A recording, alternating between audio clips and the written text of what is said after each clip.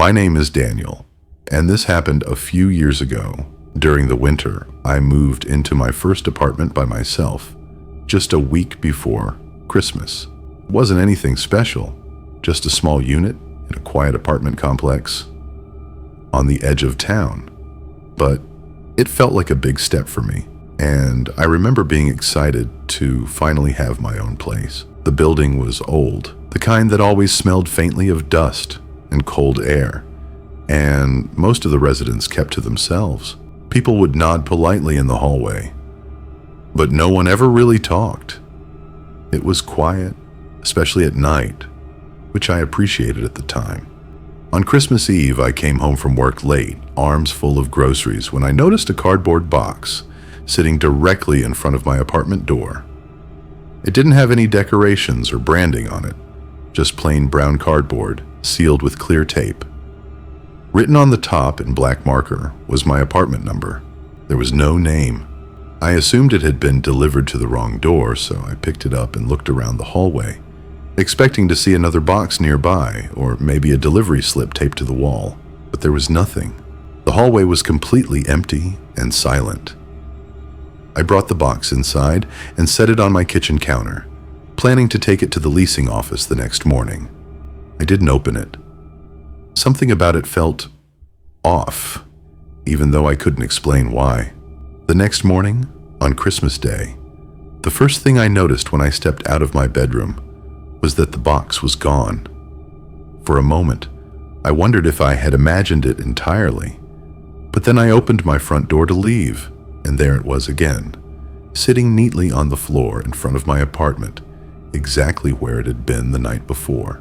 This time, there was a piece of paper taped to the top. It said, "Please don't open it." I stood there longer than I should have, staring at the words, my heart beating faster for no clear reason. Eventually, curiosity won. I brought the box inside, locked the door, and carefully cut the tape. Inside was another box, slightly smaller, and inside that was a thick winter coat. It looked old and worn, heavy with a strange damp smell, like it had been stored somewhere cold for a long time. At the bottom of the box was a folded note. It read, "You weren't supposed to see this yet." That was enough for me. I put everything back, sealed the box, and shoved it into my hallway closet. I spent the rest of Christmas at a friend's place, trying to forget about it. When I came back 2 days later, the closet was empty. The box was gone. That night, around 2 in the morning, I heard a soft knock at my door. Not loud, not urgent, just slow and deliberate. When I looked through the peephole, the hallway was empty, but the box was back. This time, the coat had been taken out and draped over the box, and written on the inside lining of the coat in the same black marker were the words, "I'll need this when I come inside." I didn't stay in that apartment much longer. A week later, I broke my lease and moved out. When I asked the landlord if anyone had lived there before me, he hesitated before telling me the previous tenant had disappeared during the winter and never officially moved out. To this day, I still wonder who kept bringing that box back and whether they were ever planning to knock again. My name is Marcus, and this happened on Christmas night while my family and I were living in a small house just outside a rural town in northern Michigan. There were only a few houses on our road, spaced far apart, and behind our property was nothing but woods that stretched for miles. It was quiet year-round. In winter, especially after snowfall, the silence felt heavier, like sound itself didn't want to travel. Christmas Day had been normal and calm. We spent the evening inside, watched movies, and eventually put our young daughter to bed. By midnight, the house was dark and still, and my wife and I had fallen asleep quickly, exhausted from the day. Sometime around 3 in the morning, I was shaken awake by my daughter standing next to our bed. She looked confused, not scared, and asked me in a sleepy voice why Santa was ringing bells outside her window. That sentence alone made my stomach tighten. We didn't own any bells, wind chimes, or decorations that made noise, and Santa wasn't exactly known for walking around outside houses in the middle of the night. I told her she must have been dreaming, but before I could finish the sentence, I heard it too. A soft jingling sound.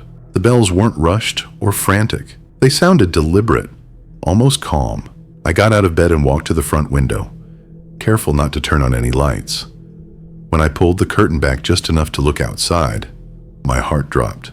Near the edge of our yard, just before the tree line, stood a tall figure.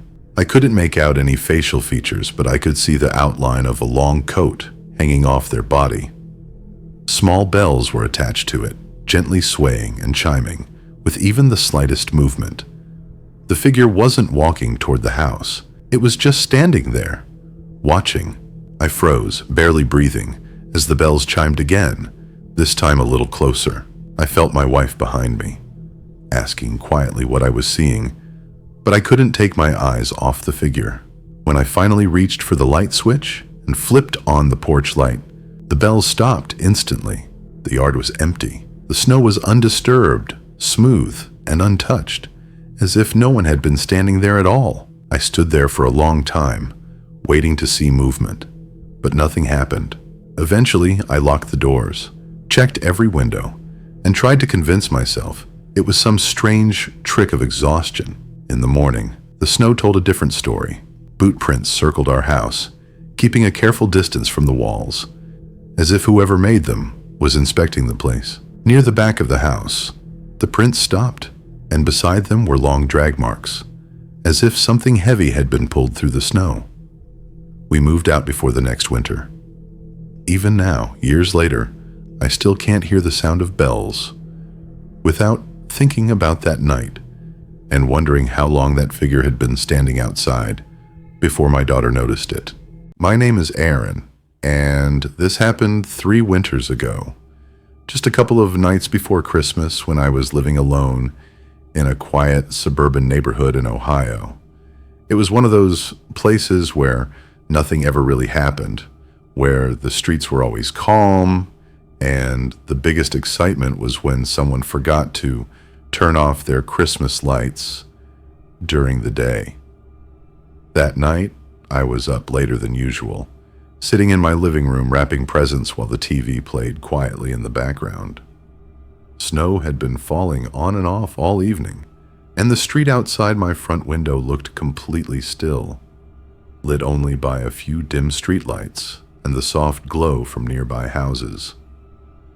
At some point, I glanced up toward the window without really thinking about it, and that's when I noticed someone standing across the street from my house. At first, I didn't feel scared. I just felt confused. The man was standing on the sidewalk directly opposite my front door, facing my house, completely motionless. I assumed he was waiting for someone, or maybe checking his phone, but I couldn't see any phone in his hands, and he wasn't pacing or shifting his weight like people usually do when they're waiting. I watched him for several seconds before he slowly turned his head and looked straight at my window. That was when I felt a tight, uncomfortable sensation in my chest, the kind that tells you something isn't right, even if you can't explain why. I stepped back from the window and told myself I was overthinking it, that it was probably just someone lost or distracted. When I looked again a minute later, the sidewalk was empty. I tried to laugh it off and went back to wrapping presents, but the uneasy feeling didn't go away. Around midnight, I locked the doors, turned off the lights, and went upstairs to bed, still thinking about how strange that moment had felt. I must have fallen asleep for a couple of hours, because the next thing I remember is waking up suddenly, for no clear reason, at around 2:30 in the morning. The house was completely silent, the kind of silence that feels heavier at night, especially in winter. Without even getting out of bed, I turned my head toward the bedroom window, which faced the street, and my stomach dropped when I saw the man standing there again. He was in the same spot as before, but this time he was closer to the curb, and the street light above him made his figure more visible. I could see that he was tall and wearing a long dark coat, and in one of his hands he was holding something long and narrow that hung loosely at his side. I stared at him barely breathing, trying to figure out what I was looking at. After a few seconds, he slowly lifted his head and looked directly at my window, as if he somehow knew I was awake and watching him. I ducked down immediately and grabbed my phone, my hands shaking as I debated calling the police. When I worked up the courage to look again, the street was empty, just like before, with nothing but falling snow and quiet houses. The next morning, when I stepped outside to leave for work, I noticed footprints in the fresh snow, leading from the sidewalk up my driveway. They stopped just a few feet away from my front door, as if whoever made them had stood there for a long time before deciding to leave. I moved out 2 months later, and to this day, I still don't know who that man was or what he wanted. But every Christmas since then, I still find myself checking the street outside my window, just to make sure no one is standing there watching.